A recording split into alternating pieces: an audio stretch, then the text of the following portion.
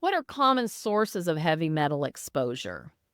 Well, for starters, contaminated water is one of the most common ways, and many of us are still consuming tap water and just know that that is not a great strategy. You want to definitely up level the quality of water that you're consuming. And hydration is critically important for your health. It's one of the things that our body needs to make energy. So don't think you can just consume less water. You need to be consuming 60 to 100 ounces of water every day, but it needs to be high quality water. This is also going to help to flush out any of the metals that have accumulated in your body over time. Metals also come in through polluted air. I always recommend a high quality air purifier.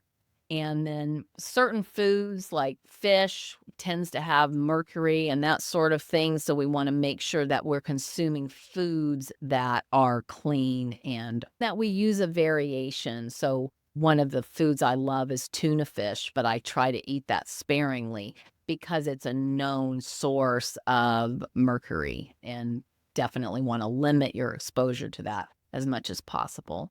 It's also known that these kinds of metals can be in cosmetics, and so you wanna make sure that you're using really clean cosmetics lines.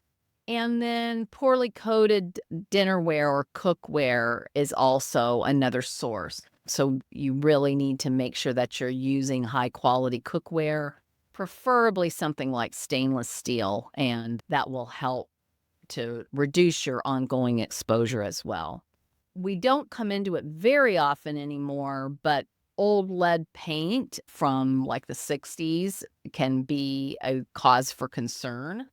And, as an Oriental medicine practitioner, I will say that if you're sourcing herbal medicines from lower quality sources, some of these herbs can have high levels of heavy metals in them.